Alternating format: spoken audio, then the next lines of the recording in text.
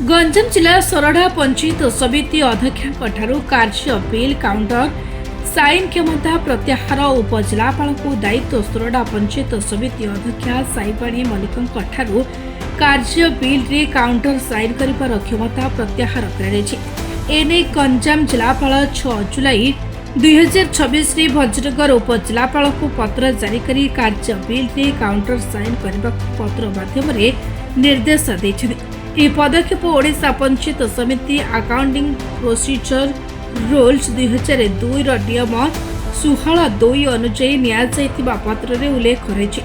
सूचना योग्य तत्कालीन सोरडा बीडीओ विजय प्रधान 24 अक्टोबर 2024 रे गंजाम जिलापाल को पठाई पत्र रे दर्शाई जे सोरडा पंचायत समिति अध्यक्ष कार्य बिल रे काउंटर साइन करिबारे सहयोग करुनथिबारु ठिकादार माने बिल रो अर्थ पाई पारुनांती। फल विभिन्न उन्नयनमूलक कार्य बाधाप्राप्त हेउथबा अभियोग करा। यह अभियोग विचार को नहीं 21 वर्ष पर गंजाम जिलापाल भंजनगर उपजिलापाल को सोरडा ब्लॉक पक्षर दाखल हेउथबा कार्य बिल गुड़िक काउंटर साइन करने को अनुमति देछे। या द्वारा अटकी रही बिल प्रदान और उन्नयन कार्य पुणी स्वाभाविक होगा साधारण चर्चा होछि। देखंतु गत 3 वर्ष धरी सोरडा ब्लॉक रे पंचायत समिति बैठक हो नथला कि कौनसी उन्नयन काम एठिकार जी ब्लॉक चेयरमैन सी आसु नथिले कि जाऊ नथिले। तत्कालीन आमर बीडीओ 2024-10 मसरे कलेक्टर को चिट्ठी करथिले नहीं एवं ता पूर्व चेयरमैन भी चिट्ठी करथिले आपण आसंतु वर्क विजिट करंतु काउंटर साइन करंतु लोकंकर पेमेंट दिंतु किंतु से ये सब कौन सी करि नथिले।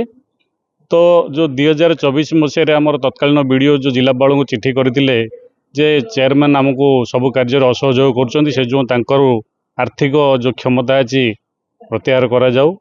जो दीर्घ 21 मास पर जिला प्रशासन आज से चिट्ठी देइचंती जोटा कि वर्तमान आमर सोरडा चेयरमैन आर्थिक क्षमता आमर सब कलेक्टर को दि जाइए और प्रत्याहार कर जहा हो दीर्घ 21 मास पर जो आम सोरडा ब्लॉक रे जिते उन्नतिमूलक काम बंद थिला आगामी दिन में उन्नति होब एवं ओडिशा सरकार जो उन्नति पछरे आगे उन्नति आगु को जारी रहिबो। सर 21 मास धरी जो सोरडा ब्लॉक रो उन्नतिमूलक काम पछकु पळै जे एथिपय केमते का दायी करिवे कोन कहबे। देखो आप तो प्रकृत दायी होचंदी एठिकार जी अध्यक्ष थिले सी होचंदी संपूर्ण दायी आ जिला प्रशासन भी जो गोटे चिट्ठी कला पर भी दीर्घ 21 मास पर कले सी भी आप दायी रहे। तो आगामी दिन में आम ये जो सब को पछरे पकई आम कम करें हम बोली आशा कर। ब्लॉक अध्यक्ष साईबाणी मल्लिक हाथरू वर्तमान समय विधिवत भाव में आर्थिक क्षमता प्रत्याहार करा बर्तमान प्रत्याहार करा गोटे बहुत आम सुखर दिन एवं आमर ब्लॉक एक सुखमय आगामी दिन में हम एवं आमर उन्नतिमूलक काम जारी रहिबो। दायित्व नेले उपजिलापाल केमते आगो काम हबो।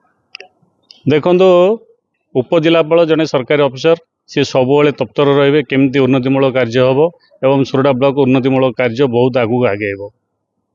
ब्यूरो रिपोर्ट निरपेक्ष।